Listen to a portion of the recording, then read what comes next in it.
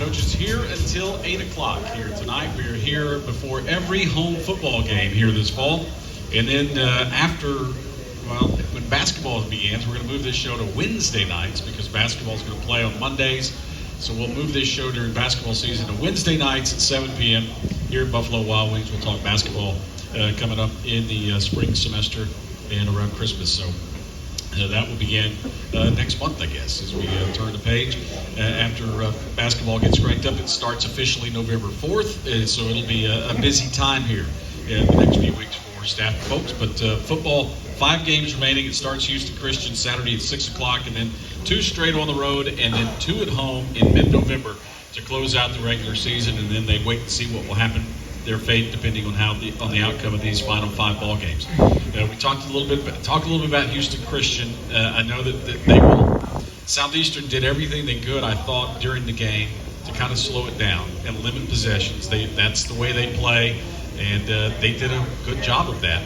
By and large, they converted third downs at a rate higher than they've been doing on average all year. But the Jacks converted third downs as well, kept the ball whenever we got it. We just didn't get it that many times. This coming Saturday, it will be more like 2000s football. It'll be a lot of possessions, and it could be several 45-second possessions.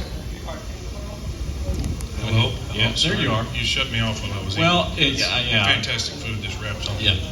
But no, just like you were saying, it is going to be an exact opposite in terms of how the game is played. It will be up and down track meet. They are a very fast-paced, up-tempo team, much like we are offensively. And so whereas there were 16 total possessions in the game Saturday, and we started the fourth quarter.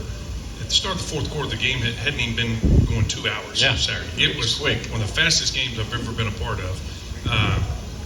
This one may last 4 hours. We talked about that, I thought during the first half of that, when I thought, because the officials, I think in the first half there had been 3 penalties called: a false start, an offsides, and then I think maybe I can't recall the third. But anyway, the 3 penalties. And I'm thinking, well, officiating crew, Ed Bourgeois, who apparently lived right around the corner, listening to him speak. Yes.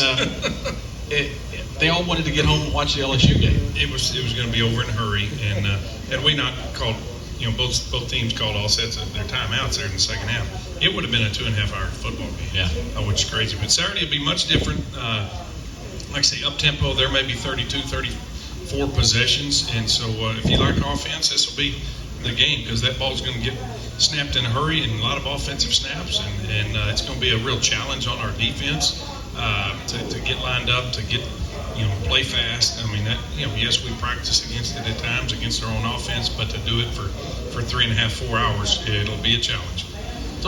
Here's an observation through 7 weeks of football now, or 7 games of football having been played.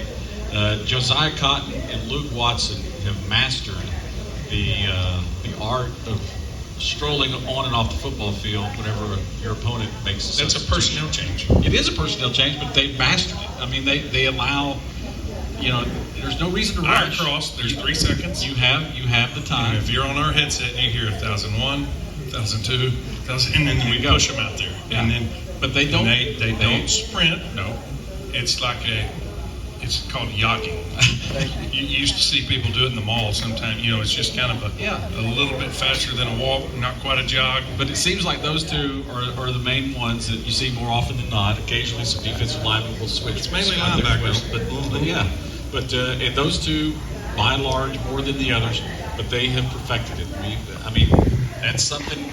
It's one of those things that the public they don't think about what's going on here. Yes. What's going on, but it buys a few seconds for everybody else to get their breath. Get their breath. Big Ed Bobineau, it takes a little while for Ed to get his breath back. But it also gives your coordinator, your defensive coordinator, too. All right, they change personnel. We can only do it when they change personnel. So if they just went from 20 to 11 personnel, we're going to take 1,001, 1,002, 1,003, and now he's going to jog on and he's going to jog off. That's going to take about 12 seconds.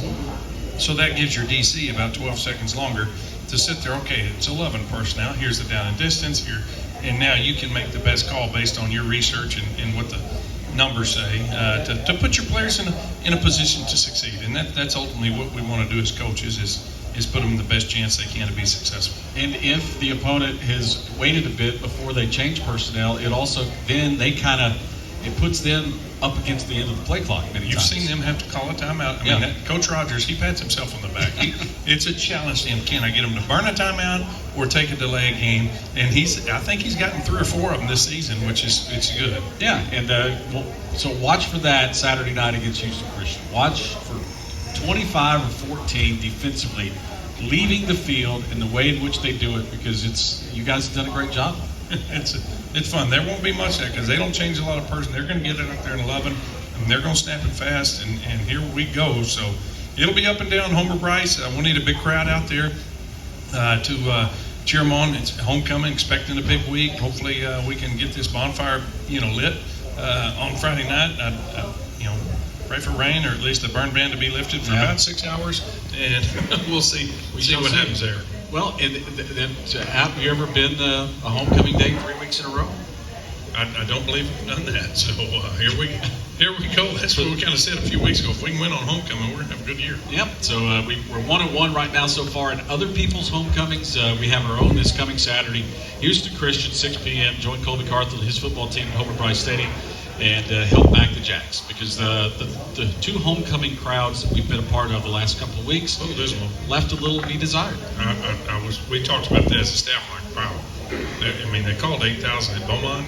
There might have been 2,800. Yeah, I would say, being generous, 4,000 of that 8,000 were disguised as empty seats. Yes. It was, and then Saturday was just it was a decent crowd. It wasn't anything great. Special. No. The student section was non-existent, and that's one thing. You're proud to be a Lumberjack when you see the Purple Nation show up, and I know we'll have a great crowd. A lot of alums. I've gotten a lot of texts and emails and everybody coming in, so it should be a fun night. Join us Saturday night, Houston Christian, 6 p.m., Homer Bryce Stadium, homecoming 2024, as the Jacks look for number 5 on the year to go 5-3 and pick up another conference win. Thanks to Coach Carthel for joining us. We'll take a quick time out. When we come back, we'll visit with Lady Jack volleyball coach Debbie Humphreys as her team heads down the stretch in the volleyball season, sitting at 7-1 in conference play. Back after this on the Lumberjack Sports Network from Learfield.